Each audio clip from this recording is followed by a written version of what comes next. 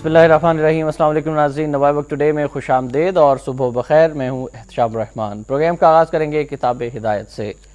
اللہ کے نام سے جو بے انتہا مہربان رحم فرمانے والا ہے، تاکہ داخل کر دے ایمان والوں اور ایمان والیوں کو باغوں میں، رواں ہیں جن کے نیچے نہریں، وہ ہمیشہ ان میں رہیں گے، اور دور فرما دے ان سے ان برائیوں کو، اور یہ اللہ کے نزدیک بڑی کامیابی ہے۔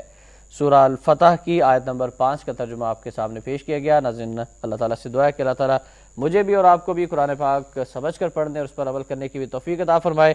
آج کے دن کے حوالے سے آپ کو بتائیں کہ آج منگل ہے، 8 رمضان المبارک 1432 ہجری، 9 اگست سن 2011۔ آج کے معزز مہمان کا آپ سے تعارف کرائے دیتے ہیں۔ چیف رپورٹر روزنامہ نوائے وقت لاہور جناب سلمان غنی صاحب آج ہمارے ساتھ اسٹوڈیوز میں تشریف فرما ہے۔ سلمان صاحب السلام علیکم۔ جی وعلیکم السلام۔ کیسے مزاج ہیں سلمان صاحب؟ خیریت سے؟ رمضان شریف کی برکت ساتیں جو ہیں وہ گزر رہی ہیں بڑی تیزی کے ساتھ۔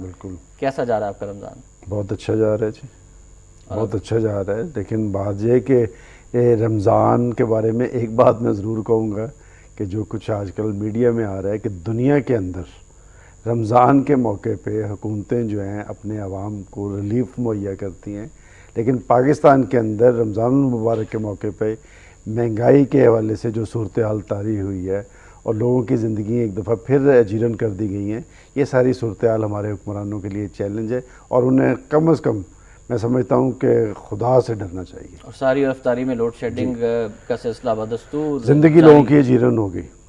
آپ کی اجازت سے ہم پہلی خبر کی جانب آتے ہیں۔ ہماری لیڈ سٹوری ہے کور کمانڈرز کانفرنس کے حوالے سے۔ کور کمانڈر کانفرنس میں کراچی کی صورتحال پر اظہار تشویش۔ بدامنی کے باعث معیشت پر پڑنے والے منفی اثرات سے نہ صرف انتہا پسندوں کے خلاف فورسز کی محدود مالی مدد کی حکومتی صلاحیت متاثر ہوگی، بلکہ کراچی سے شمالی علاقوں اور افغانستان تک لاجسٹک سپلائی میں بھی کمی آ سکتی ہے۔ سینئر فوجی اہلکار۔ ملک کی مجموعی سیکیورٹی صورتحال، دہشت گردوں کے خلاف جنگ، پاکستان افغانستان سرحد کی صورتحال، افغانستان سے سرحد پار در اندازی سمیت دیگر امور پر بھی غور۔ حکومت کے حالیہ اقدامات سے کراچی کے حالات بہتر ہو جائیں گے، کانفرنس میں اظہار توقع۔ اور اس پر ہم بات کریں گے سلمان غنی صاحب سے۔ سلمان صاحب، کراچی کی صورتحال پر پوری قوم تشویش میں مبتلا تھی، فوج کو کراچی میں بلانے کے حوالے سے باتیں ہو رہی تھیں۔ اب کل کی جو کور کمانڈر کانفرنس ہوئی ہے، کراچی کی صورتحال میں بہتری کے لیے کتنی اہمیت کی حامل ہے؟ اور جب یہ کہا گیا ہے کہ حالیہ حکومتی اقدامات سے کراچی کے حالات بہتر ہوں گے، یہ توقع کا اظہار کیا گیا ہے، تو اس سے ہم کیا تاثر لیں کہ کیا فوج جو ہے وہ حکومت کے اقدامات سے مطمئن ہے؟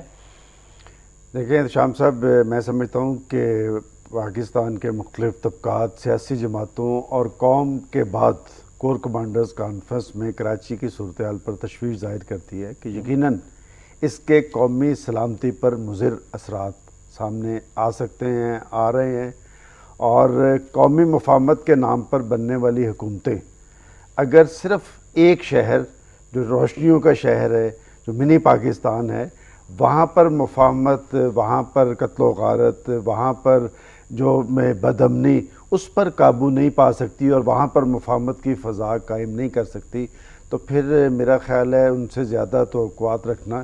اور جہاں تک کہ آپ نے کور کمانڈرز کانفرنس میں اقدامات کی بات کی ہے کہ وہ حکومتی اقدامات سے صورتحال میں بہتری آئے گی، دیکھیں آپ، یہ ساری ڈیولپمنٹس جو کراچی کی صورتحال کے حوالے سے ہوئی ہیں، اس میں اگر کوئی ایک بات نہیں ہوئی تو وہ امن و امان کی بحالی، سنگین جرائم کا خاتمہ، قتل و غارت میں ملوث افراد کی گرفتاری ہے۔ دیکھیں کہ 15 دن کے اندر آپ کمشنری سسٹم کی بحالی کا آرڈیننس لے کے آتے ہیں، اب پھر آپ 2001 کے آرڈیننس، اس کا مطلب کہ ایک دفعہ حکومت نے غلطی تو ضرور کی ہے، اس میں تو کوئی دو آرا نہیں ہے۔ بات یہ ہے کہ اپنے سیاسی مفادات کی تکمیل کے لیے آپ قانون بھی بدل دیتے ہیں، لیکن وہاں پر ہزاروں لوگ دہشت گردی، تخریب کاری، اس بتہ مافیا کے نظر ہو گئے ہیں، لیکن ان کے جانوں کے تحفظ کے لیے حکومت کے پاس کوئی واضح حکمت عملی نہیں۔ اور آپ کو یاد ہوگا کہ خود حکومتی ذمہ داران نے کہا تھا کہ کراچی میں مستقل امن کے لیے آل پارٹیز کانفرنس بلائی جا سکتی ہے، تمام پولیٹیکل فورسز کو انوالو کر کے ایک ایسا لائے عمل تشکیل پا سکتا ہے کہ کراچی میں جو لوگ قانون پر اثر انداز ہوتے ہیں ان کے گرد قانون کا شکنجہ کسا جائے۔ اس حوالے سے آپ مجھے بتائیں کہ کیا ہوا ہے؟ بات یہ کہ جب حکومتیں صرف اپنے ذاتی اور سیاسی مفادات کے تحفظ کے لیے کام کریں گی اور عوام کو دہشت گردوں کے رحم و کرم پر چھوڑ دیا جائے گا؟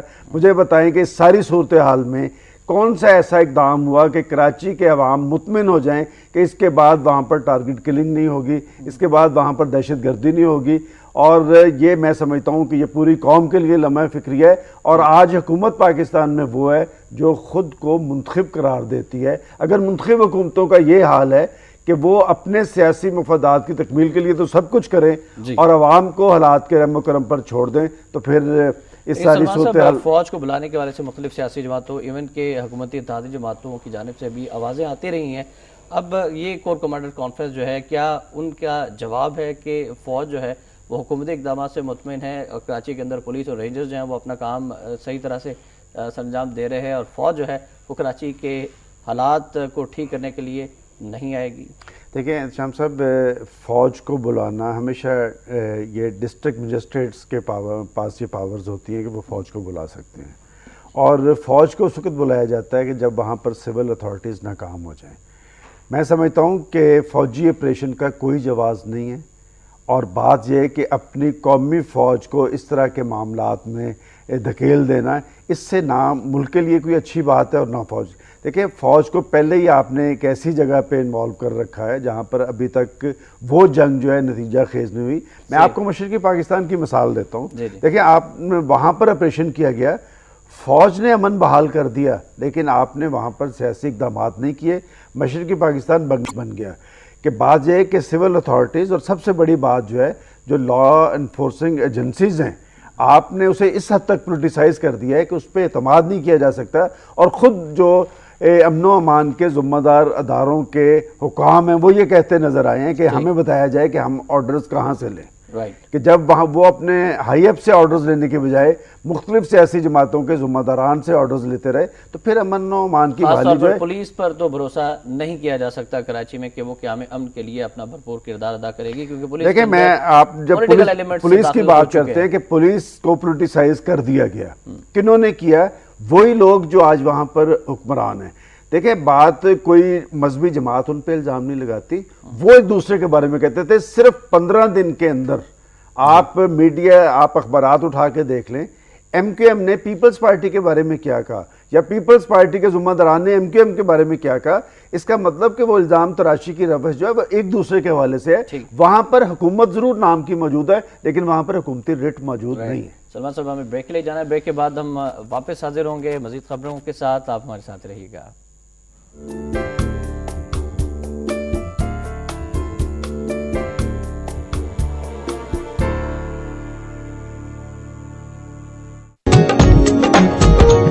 ہر لمحہ بن جائے من پسند، من پسند۔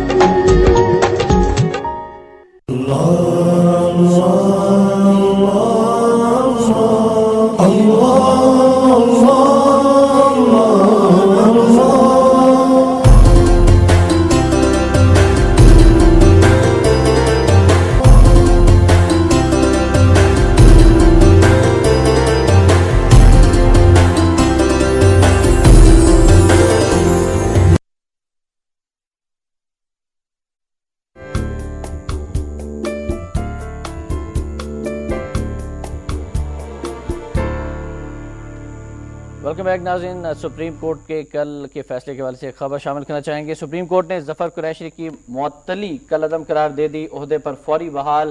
این آئی سی ایل کیس کی تفتیش دوبارہ سونپ دی گئی، مقدمے کی سماعت کے دوران سیاسی مداخلت کی گئی، پیش کی اجازت کے بغیر ظفر قریشی کو معطل نہیں کیا جا سکتا، بحالی 1 جولائی سے نافذ العمل ہوگی۔ سیاسی مداخلت کے باعث عدلیہ کو مشکلات کا سامنا کرنا پڑا، یہ عدلیہ کی اتھارٹی کم کرنے کی کوشش ہے۔ عدالت عظمیٰ کا 37 صفحات پر مشتمل فیصلہ جاری۔ میڈیا پر عدلیہ کے خلاف اختیاری مہم کی تحقیقات کے لیے جسٹس غلام ربانی کی سربراہی میں جوڈیشل کمیشن قائم کر دیا گیا۔ جی سلمان صاحب، ظفر قریشی کی معطلی کل عدم قرار دے دی گئی ہے، اب آپ عدلیہ اور حکومت کے معاملات کو کیسے دیکھتے ہیں؟ دیکھیں، جب آپ حکومت اور عدلیہ کے معاملات، میرے سامنے تو پچھلا 3-4 سال کا حکومتی طرز عمل ہے۔ یہ سلسلہ جو ہے یہ این آر او کے حوالے سے فیصلے کے بعد سے شروع ہوا۔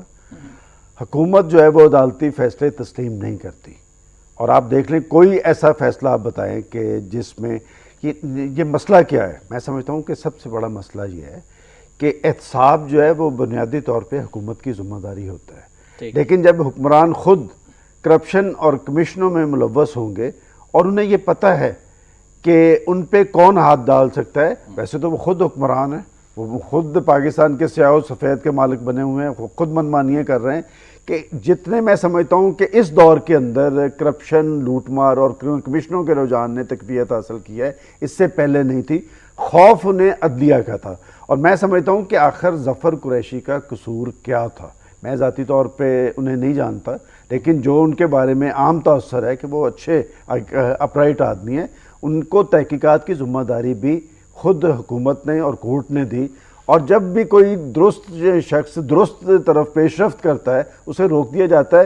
میں سمجھتا ہوں کہ عدلیہ کو اسی طرح سٹینڈ لینا چاہیے، اور سب سے بڑی بات دیکھیں، آج کی عدلیہ ماضی کی عدلیہ سے مختلف ہے، اس لیے کہ اس عدلیہ کی آزادی اور چیف جسٹس کی بحالی کے لیے پاکستان کی پولیٹیکل فورسز نے، سول سوسائٹی نے باقاعدہ ایک جدوجہد کی تھی، اور وہ جس طرح کے فیصلے کر رہے ہیں یہ قوم کے احساسات اور جذبات کے ترجمان ہیں۔ جس طرح پولیٹیکل فورسز نے عدلیہ کی آزادی کے لیے جدوجہد کی تھی، میں سمجھتا ہوں کہ وقت آ گیا ہے کہ اب ان کے فیصلوں پہ عمل درآمد کرنے کے لیے بھی سیاسی اور عوامی جدوجہد کی ضرورت ہے۔ جب خود حکومتیں ناکام ہو جائیں کرپشن اور کمیشنوں کے رجحان کے سدباب کے لیے، اور کورٹس اس طرح کے فیصلے کر رہے ہیں، تو میں سمجھتا ہوں کہ کورٹ کے فیصلوں پہ عمل درآمد ہونا چاہیے، اور آرٹیکل 190 کے تحت پاکستان کی ریاست کے ادارے پابند ہیں کہ اس فیصلے پہ عمل درآمد کریں، اور خود سپریم کورٹ کو چاہیے کہ ان اداروں کو مخاطب کر کے یہ کہیں کہ وہ اس پہ عمل درآمد کروائیں۔ بالکل صحیح کہا۔ ناظرین، اگلی خبر کی جانب بڑھیں گے۔ صوبوں کے قیام کے حوالے سے مسلم لیگ نون کی حوالے سے ایک خبر ہے کہ لسانی اور علاقائی بنیاد پر تقسیم مسترد نئے صوبوں کے قیام کے لیے قومی کمیشن بنایا جائے۔ مسلم لیگ نون تمام جماعتوں کی مشاورت سے آبادی، رقبے، وسائل، آمدنی کے ذرائع اور دیگر امور پر مبنی وسیع البنیاد فارمولہ وضع کیا جائے جس کا اطلاق پورے ملک پر ہو۔ اجلاس میں نئے صوبوں سے متعلق کمیٹی کی رپورٹ کا جائزہ۔ وفاقی حکومت مسلم لیگ کی حمایت کے بغیر پنجاب کی تقسیم کے لیے کوئی قدم نہیں اٹھا سکتی۔ شرکاء اجلاس ضرورت کے مطابق نئے صوبوں کی تشکیل کا حامی ہوں، مگر لسانی یا نسلی بنیاد پر ایسا کرنا ملک کے لیے نقصان دہ ہوگا، یہ کہنا ہے میاں نواز شریف کا۔ اور ایک اور خبر میاں نواز شریف صاحب سے متعلق ہے کہ نواز شریف سے سلیم سیف اللہ کی ملاقات، آئندہ الیکشن میں اتحاد بنانے کا فیصلہ۔ مسلم لیگ نون میں ضم نہیں ہوں گے، سیٹ ایڈجسٹمنٹ کی جا سکتی ہے۔ ہم خیال 6 رکنی کمیٹی قائم، ہم خیال گروپ کا انتظامی بنیاد پر نئے صوبوں کی حمایت کا فیصلہ، ملک کے مفاد کے لیے مل کر کام کریں گے، یہ کہنا ہے سلیم سیف اللہ صاحب کا۔ سلمان صاحب، نئے صوبوں کے حوالے سے ہم آپ سے جاننا چاہیں گے کہ اب یہ کمیشن بنانے کے حوالے سے مسلم لیگ نون نے بات کی اور نواز شریف صاحب نے بھی ایک طرح سے حمایت کر دی ہے، آپ کس طرح سے دیکھتے ہیں؟ کیا واقعی نئے صوبے بننے چاہیے؟ شام صاحب، نئے صوبوں کی بات کی کیوں گئی؟ بنیادی سوال یہ ہے، دیکھیں یہ سوال اس وقت اٹھا کہ جی حکومتوں کو جو مینڈیٹ ملا تھا ایک گورننس کو یقینی بنانے کا، لوگوں کے مسائل کے حل کا، لوگوں میں احساس کمتری اور احساس محرومی کے خاتمے کا، کیا حکومتیں اپنے مینڈیٹ کے مطابق عوام کو ڈیلیور کر سکیں؟ اگر ان حکومتوں نے عوام کو ڈیلیور کیا ہوتا تو اس طرح مختلف علاقوں میں احساس محرومی کی بات نہ ہوتی۔ جہاں تک دیکھیں نئے صوبوں کا قیام کوئی گناہ نہیں، دنیا کے اندر نئے صوبے بنتے رہتے ہیں، لیکن یہ نئے صوبوں کی بات کس نے کی، کیوں کر کی، مقاصد کیا تھے، یہ بات ڈھکی چھپی نہیں ہے۔ دراصل پیپلز پارٹی کی جانب سے نہیں، سب سے پہلے آپ کے پاکستان کے پرائم منسٹر نے یہ بات کی۔ پہلے انہوں نے بہاولپور صوبے کی بات کی، اس کے بعد سرائکی صوبے کی بات کی، اور پیپلز پارٹی کو ایک کریڈٹ میں ضرور دوں گا کہ آپ ان کی سیاست کے حوالے سے شدید تحفظات کا اظہار کر سکتے ہیں، لیکن پیپلز پارٹی نے اپنا نیشنل پوسچر کبھی نہیں گنوایا تھا کہ انہوں نے کبھی لسانیت اور علاقیت کی بات نہیں کی تھی۔ اب پیپلز پارٹی کے پرائم منسٹر نے سرائکی صوبہ کی بات کر کے ایک ایسی بنیاد رکھ دی ہے۔ آپ دیکھیں کیا پاکستان آج مکمل ہو سکتا ہے کسی لسانیت کی بنیاد پہ کسی صوبے کا؟ اور یہاں پر لسانیت کی بنیاد پہ پنجاب میں بات کرنے والے پرائم منسٹر ذرا جا کے کراچی کی صورتحال دیکھیں کہ وہاں پر لسانیت اور علاقیت کے بیج بو کر وہاں پر جو صورتحال قائم ہوئی ہے، کیا ایم کیو ایم سندھ کی تقسیم یا سندھ کی تقسیم برداشت کر لیں گے؟ وہاں پر وہ جا کے جواب دیں۔ دیکھیں یہ بدنیتی کی بنیاد پہ تھا، اور مقصد کیا تھا؟ پنجاب کی حکومت اور خصوصاً پنجاب کے وزیر اعلیٰ کو انڈر پریشر لانا تھا، اور وہ کسی حد تک آئے بھی ہیں۔ بات یہ کہ یہ ایک ایسی بات تھی کہ اگر حکومتوں نے ڈیلیور کیا ہوتا تو پنجاب کے چیف منسٹر اور مسلم لیگ نون بھی ڈٹ کر اس کی مخالفت کر سکتی تھی. بات یہ ہے کہ یہ حکومتیں ناکام ہیں. جہاں تک انہوں نے قومی کمیشن کی بات کی ہے، میں سمجھتا ہوں کہ یہ ایک سیاسی جواب ہے.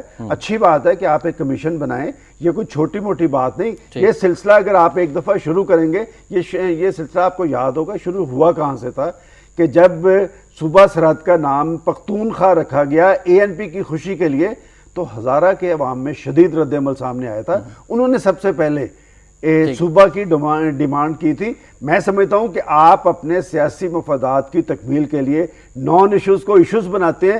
کیا آج پاکستان کا سب سے بڑا مسئلہ نئے صوبے ہیں؟ میں سمجھتا ہوں سب سے بڑے پاکستان کا مسئلہ آج انرجی کرائسس ہے، آج مہنگائی ہے، بے روزگاری ہے، غربت ہے، کہ لوگ اپنے بچوں کو لاہور کے چوکوں میں لے کے بیٹھے ہوئے ہیں، ان کے گلے میں کتبے ڈالے ہوئے ہیں کہ بچے برائے فروخت. آپ کو انٹرپٹ کرنا چاہوں گا، اسی موضوع پر ہم گفتگو کا سلسلہ آگے بھی بڑھائیں گے. ہمیں بریک لے جانا ہے، بریک کے بعد واپس آئیں گے تو آپ کی کالز بھی شامل کریں گے. آپ ہمارے ساتھ رہیے گا.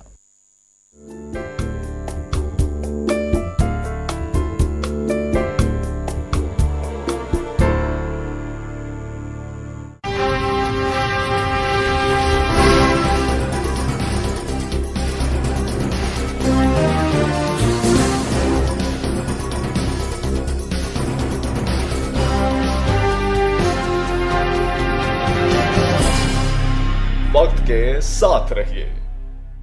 فیملی میگزین کا تازہ شمارہ شائع ہو گیا. اس شمارے میں پڑھیے، میں کراچی ہوں، لہو لہو شہر نگارہ کا دردناک پیغام. دوست دشمن کیسے بنے، پاکستان میں مقیم ایک افغانی کی زبان. پاکستان نے وسط ایشیائی ملکوں کی پیشکش سے فائدہ نہیں اٹھایا. امریکہ اور اسرائیل بھارت کی جنگ لڑ رہے ہیں. ہنا ربانی کھڑ، پاکستانی بم جو بھارت پر گرا. 9/11 ڈرامہ، سابق امریکی فوجی کے 7 سوال حقیقت بیان کرتے ہیں. ناروے میں ہندواتہ کا عیسائی پیروکار، تیرنے والے دیو ہیکل شہر. نعیم بخاری کا فیملی فیچر، انوکھا باورچی جو کبھی چمچ استعمال نہیں کرتا. کھیلوں کی دنیا اور شوبز راؤنڈ اپ میں پڑھیے رنگا رنگ خبروں کے دلچسپ جائزے. قیمت صرف 30 روپے.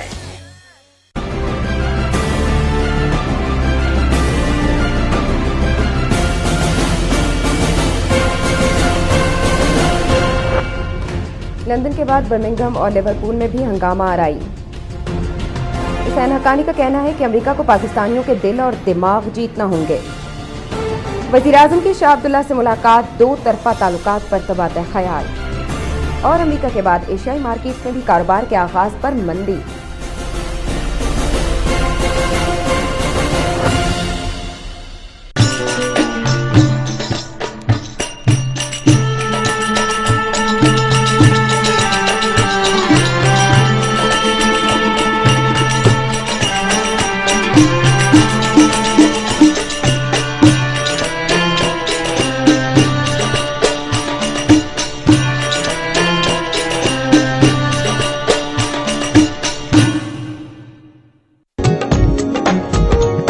हर लम्हा बन जाए मन पसंद, मन पसंद.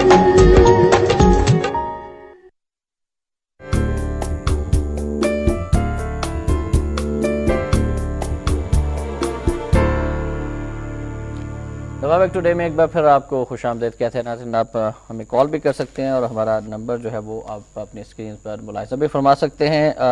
ایک خبر میں شامل کرنا چاہوں گا سلمان صاحب آپ کی اجازت سے. پنجاب کی لسانی تقسیم کے حوالے سے خبر ہے کہ پنجاب کی لسانی بنیادوں پر تقسیم امریکی منصوبہ ہے.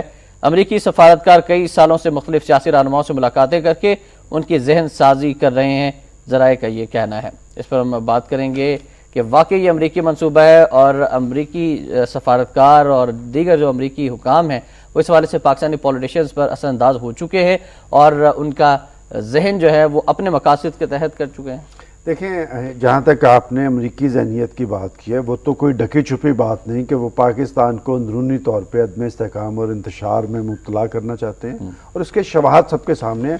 یہ امریکی سفیر آپ کے جو بلوچستان کا دورہ کر کے دندناتے پھر رہے ہیں، کس کی اجازت سے وہ وہاں پر گئے ہیں، اور وہ تشویش کا اظہار کر رہے ہیں وہاں کی صورتحال پہ جس میں وہ خود انوالو ہیں، مگرمچھ کے آنسو بہا رہے ہیں. بات یہ کہ ہمیں اپنے مفادات دیکھنے کی ہے.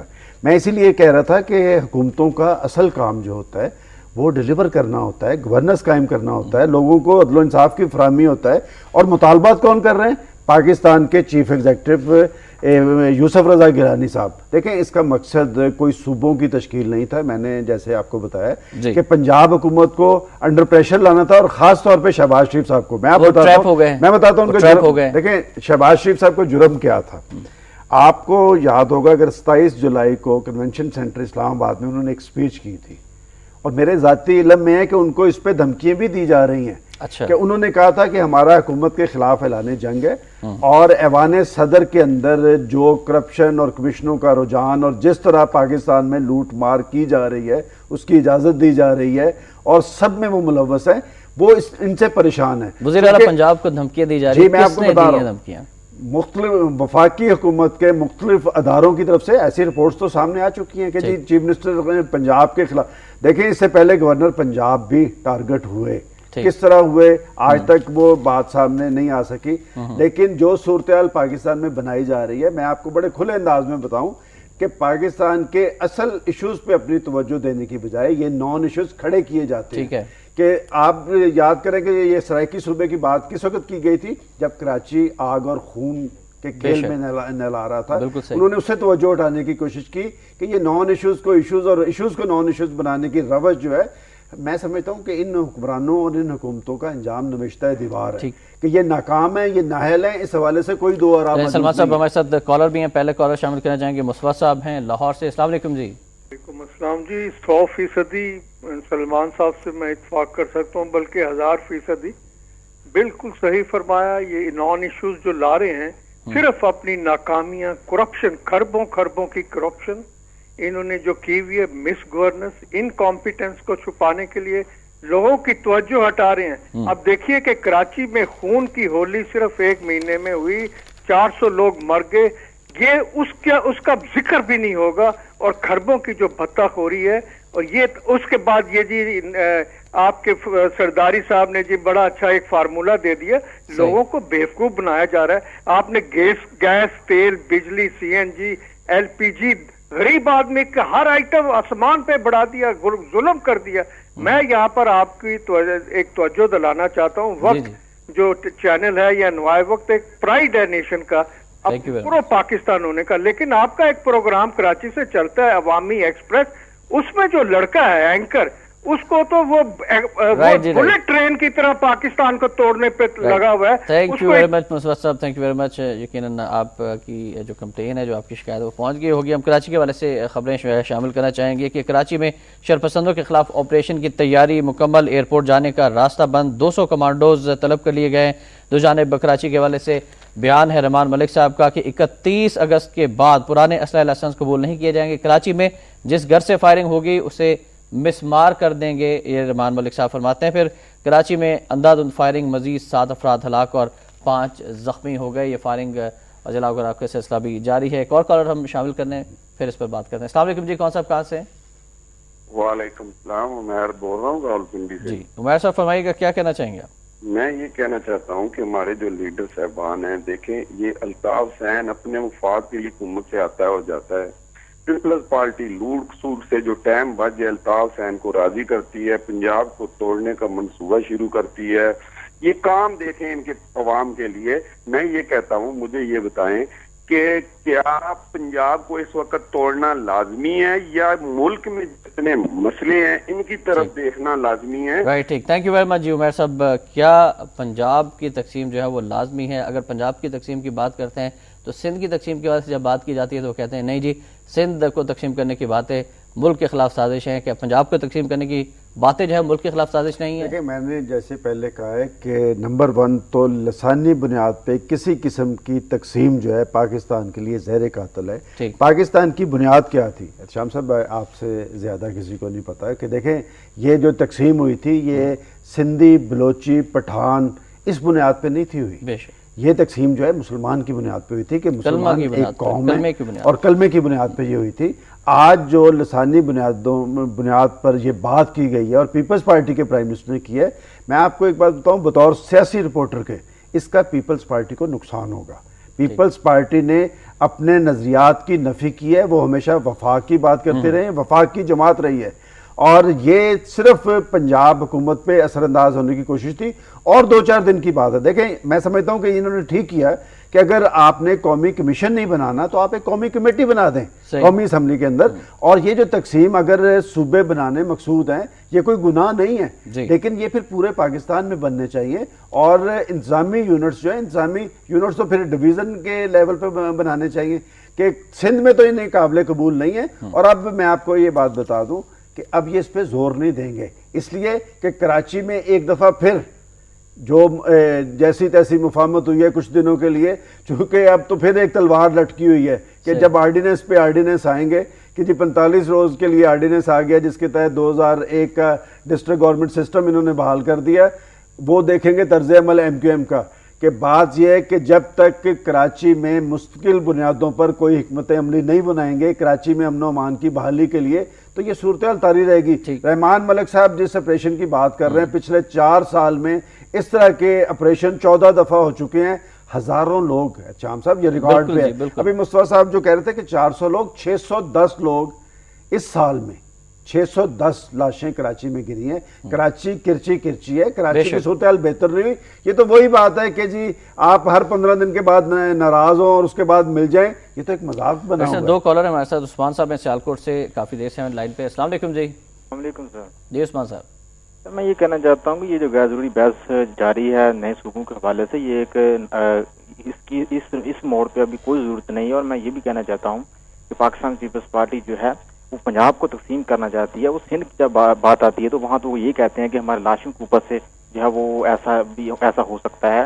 تو یہاں تو پرامن علاقہ ہے, یہاں تو ڈیولپمنٹ ہوئی ہے پنجاب میں. پنجاب کو یہ کیوں تقسیم کرنا چاہتے ہیں؟ پہلے ہی پاکستان جو ہے IMF کے تھرو چل رہا ہے. جب نئے صوبے کو آپ بنانے کی بات کریں گے کہاں سے اتنا پیسہ لائیں گے؟ نئے چیف منسٹر, نئے سیکرٹری, نئے منسٹرز. اس طرح سے یہ ضروری نہیں ہے, غیر ضروری بحث جو ہے جاری ذاتی مفاد. ٹھیک ہے عثمان صاحب, تھینک یو ویری مچ, آپ کی بات پہنچ گئی. سلیم صاحب ہیں بھکر سے. السلام علیکم جی. وعلیکم. سب سے پہلے غنی صاحب کی خدمت میں میرا سلام. جی وعلیکم السلام. غنی صاحب بات یہ ہے کہ جو قومیں حقائق سے نظر چراتی ہیں وہ ہمیشہ کسی نہ کسی المیے سے 2-4 ہوتی ہیں.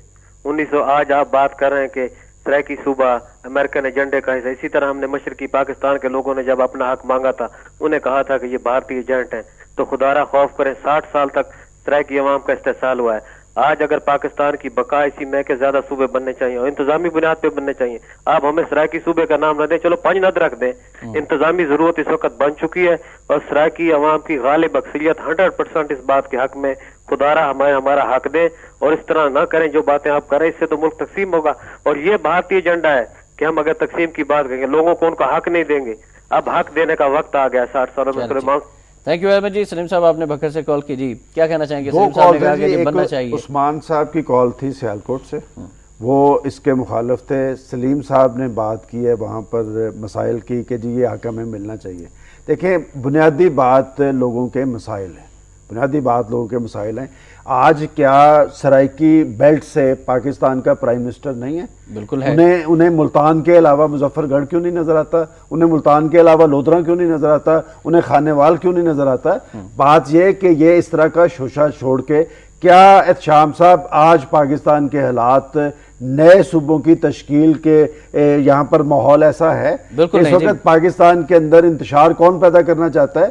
بات یہ سلسلہ ایک دفعہ اگر شروع ہوتا ہے, دیکھیں انتظامی یونٹس میں اضافہ دنیا میں ہوتا ہے. خود یہ مسلم لیگ نون نے اگر کمیشن کی بات کی ہے تو ہندوستان کے اندر بھی ایک کمیشن موجود ہے کہ اگر واقعتاً گورننس کو یقینی بنانا ہے تو صوبوں کی تشکیل ہونی چاہیے. اگر زبان اور علاقیت کی بنیاد پر آپ نے صوبے بنانے شروع کر دیے تو کل کو ہم پاکستان کو بھی جسٹیفائی نہیں کر سکیں گے. اس لیے میں یہ کہتا ہوں کہ یہ سارا عمل جو ہے یہ پاکستان کے خلاف, پاکستان کی سلامتی کے خلاف اور پاکستان کے وفاق کے خلاف ایک سازش ہے. کچھ مزید کالر ہیں. علی رضا صاحب لاہور سے. السلام علیکم جی.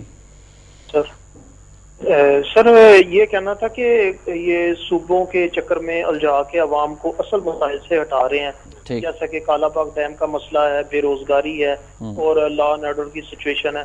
ان سیاستدانوں کا تو کام صرف ٹائم ضائع کرنا اور پیسے بٹورنا اور نیکسٹ ٹائم پھر آ جانا ہے پارلیمنٹ میں. یہ تو کچھ بھی نہیں کریں گے. بہتر ہے کہ ملک کو کسی لیز پہ دے دیا جائے کسی غیر ملکی گورنمنٹ کو, تاکہ عوام کو کچھ تو سکون کا سانس ملے. تھینک یو ویری مچ جی. علی رضا صاحب آپ نے کال کی. فرزانہ صاحبہ بھی ہیں راولپنڈی سے ہمارے ساتھ. السلام علیکم جی. السلام علیکم. میں یہ کہنا چاہ رہی ہوں کہ نواز شریف صاحب نے بڑے اچھے انداز سے ان کی اینٹ کا جواب جو دیا ہے वो बड़े तरीके से उन्होंने ये कहा है, इनको पता है कि वो लोग कभी भी नहीं इस तरह करेंगे जो उन्होंने कहा। इस वजह से उन्होंने इनको एक ऐसा जवाब दिया जो कि वो मतलब नहीं करेंगे कभी। चलें ठीक, थैंक यू वेरी मच जी। वो हिमायत करी नवाज शरीफ साहब को और कह रही हैं कि उन्होंने बिल्कुल ठीक जवाब दिया कौमी कमीशन के। क्या आप समझते हैं कि इस मामले पर कौमी सतह पर एक रेफरेंडम होना चाहिए या पंजाब की सतह पर रेफरेंडम होना चाहिए? नहीं, मैं नहीं समझता जी कि बात ये कि रेफरेंडम फिर इस बुनियाद पे क्यों नहीं होना चाहिए कि ये हुकूमतें कायम रहनी चाहिए या नहीं, जिनके बारे में कोई दो आरा नहीं है कि ये हुकूमतें नाकाम हैं और नाअहल हैं। इन्होंने अपने मैंडेट से इनराफ किया है। इनके पास मैंडेट था गवर्नेंस का, इनके पास मैंडेट था महंगाई, बेरोज़गारी, गुर्बत के खात्मे का, इनके पास मैंडेट था दहशतगर्दी और तखरीबकारी के खिलाफ सियासी इक़दाम का कि ये, लेकिन इन्हें ये मैंडेट तो नहीं दिया था कि पाकिस्तान के अंदर करप्शन और लूटमार आम करें। देखें, वो बात जो अली रज़ा कर रहे थे कि ये नॉन इशूज़ को इशूज़ बनाकर अपनी जो जिम्मेदारी उससे इनराफ बरत रहे हैं।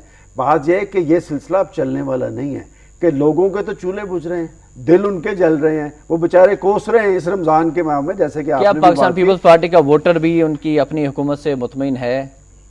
देखें, मैं एक पीपल्स पार्टी की बात नहीं करता कि ये सारी हुकूमतें जो हैं वो जो एक मुफाहमत नाम कितना खूबसूरत था, लेकिन मुफाहमत थी किस बुनियाद पर? अपने अपने सियासी मफादात पर।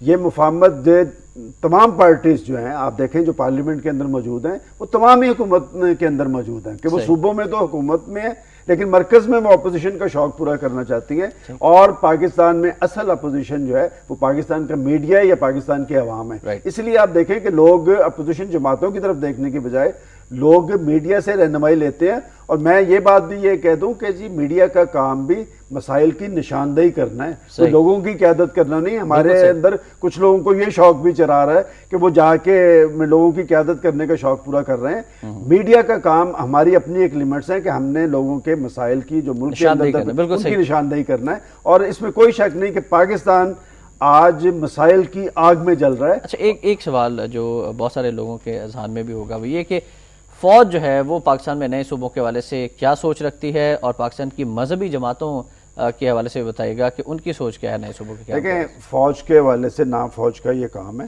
कि वो इस तरह के सियासी मामलात में अपना कोई वर्शन दें। और मजहबी जमातों की जहाँ तक बात है, 2-3 मजहबी लीडरों से मेरी जो बात हुई है कि वो भी इसकी लसानी बुनियाद के ज़बरदस्त तरीके से भरपूर अंदाज में मुखालिफ हैं। और वो ये समझते हैं कि अगर इस मौके पे जब पाकिस्तान के अंदर एक कश्मकश, महाजराई और तनाव की कैफियत है, इस तरह के मामलात को खोल के कोई पाकिस्तान की खिदमत नहीं की जाएगी। मैं समझता हूँ कि इंतजामी यूनिट्स की मुखालफत कोई नहीं करेगा अगर आपने वाक़तन गवर्नेंस के ख्वाब को हकीकत का रंग देना है कि वो हुक्मरान या वो सियासतदान जो इस तरह के मुतालबात कर रहे हैं, क्या उन्हें अवामी सतह पे ये नहीं पूछना चाहिए कि आपको अवाम ने जो मैंडेट दिया था आपने उस पर अमल दरामद किया है या नहीं? कि आज आप सराइकी सूबे की बात कर रहे हैं, क्या प्राइम मिनिस्टर साहब और उनके बेटे के हवाले से रिजर्वेशन सामने आ गई या नहीं? कि हर जो करप्शन के डांडे हैं वो मुल्तान तक जाकर रुकते हैं, कि उस हवाले से वो जवाबदेह होने की बजाय अदलिया पे असरअंदाज होने के साथ वो नए इशूज खड़े कर रहे हैं ताकि पाकिस्तान में और ज्यादा लोग तो ये भी कह रहे हैं कि अगर सराइकी सूबा बना दिया जाता है तो फिर यही लोग, यही खानदान और इन्हीं की औलादें, इन्हीं के चाचे ताए मामे जो हैं वो फिर उस हुकूमत में होंगे और वो फिर लूट मार बात करता हूँ कि जो साहब सराइकी तहरीक के बानी हैं ताज मोहम्मद लंगा साहब, आप अगर पार्लिमानी सियासत या पार्लिमानी इंतखाबात में उनके रिजल्ट्स देख लें तो उनके वोट कभी 3 के फिगर से ज्यादा नहीं बढ़े। और एक मरतबा उन्हें जब पीपल्स पार्टी की टिकट दी गई तो फिर भी वो हार गए थे।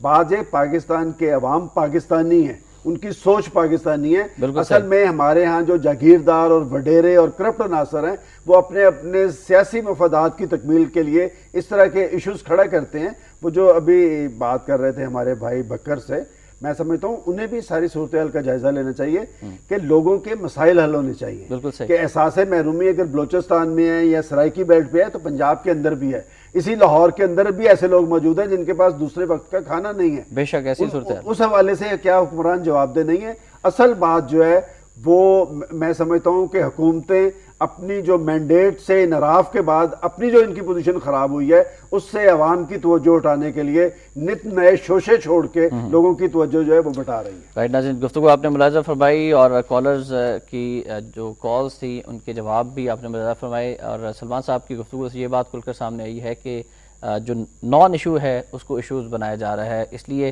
ہمیں حقائق کو نظر انداز نہیں کرنا چاہیے اور عوامی مسائل کے حل کی جانب پہلے پیش رفت کرنی چاہیے. وہ تمام کالر جنہوں نے اس پروگرام میں کالز کی شکریہ ادا کریں گے اور بڑھیں گے آج کے نوائے وقت کالم کی جانب.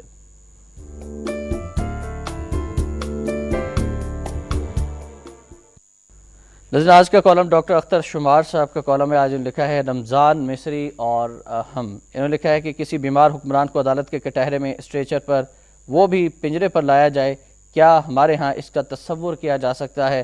میرے خیال میں ہمارے ہاں تو شاید ہی ایسی کبھی کوئی مثال سامنے آئے.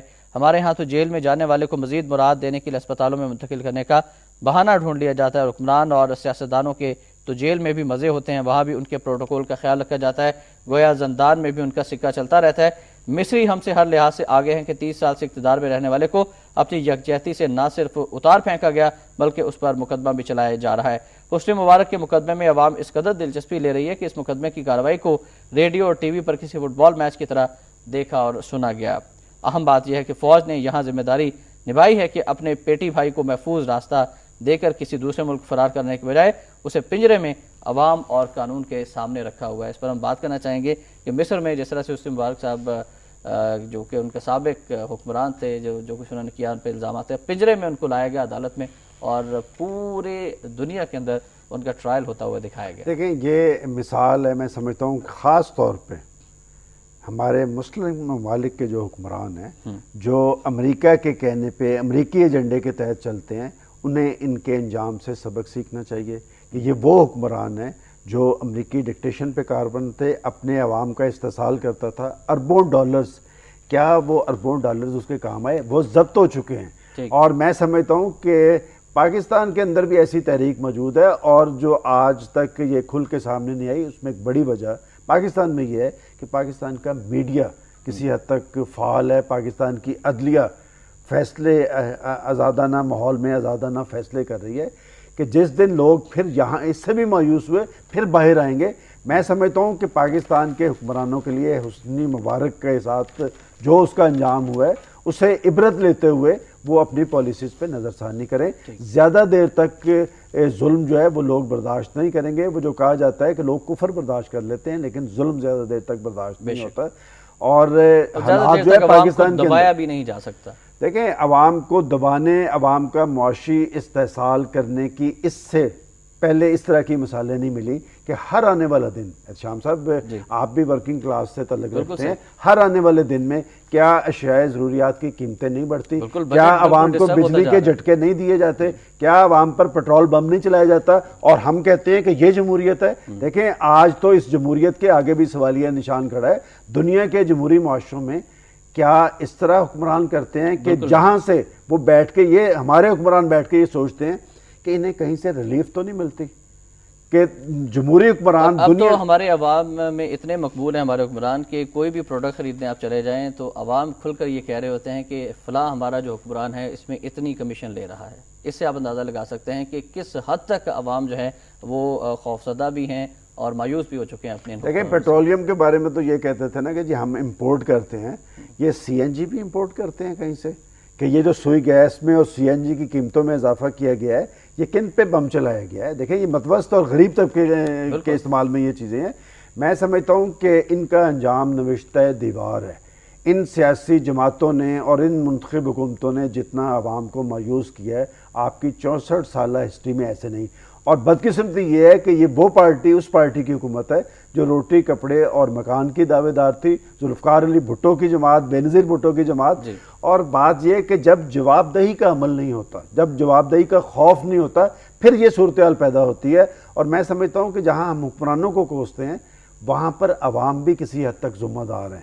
دیکھیں یہ جیسی تیسی حکومتیں جمہوری تو کہلاتی ہیں، انہیں منتخب کس نے کیا ہے؟ میں سمجھتا ہوں کہ اب ایک موقع پاکستان کے عوام کے پاس آ رہا ہے کہ کم از کم وہ اپنے جو منتخب ادارے ہیں ان کے اندر ایسے لوگوں کو بھیجیں جو خود ان میں سے ہوں۔ بالکل صحیح فرمایا، ہمارے حکمرانوں کو نوشتہ دیوار پڑھنا چاہیے اور حسنی مبارک کا جو انجام ہے اس کو بھی اپنے سامنے رکھنا چاہیے کہ کس طرح سے عوام نے اس کو اٹھا کر اقتدار کے ایوانوں سے باہر پھینکا اور پھر اس کا ٹرائل ہو رہا ہے اور وہ پنجرے میں قید ہو کر عدالت کے سامنے پیش ہوا ہے۔ ہمارے حکمرانوں کو بھی اس پر ضرور غور کرنا چاہیے کہ یہ ایسا نہ ہو کہ وقت ان کے ہاتھ سے نکل جائے اور پھر پاکستان کے عوام بھی ان کو اقتدار کے ایوانوں سے باہر پھینکے اور وہ بھی کسی پنجرے میں عدالت عظمیٰ کے سامنے ہوں۔ اب بڑھیں گے آج کے نوائے وقت ادارے کی جانب۔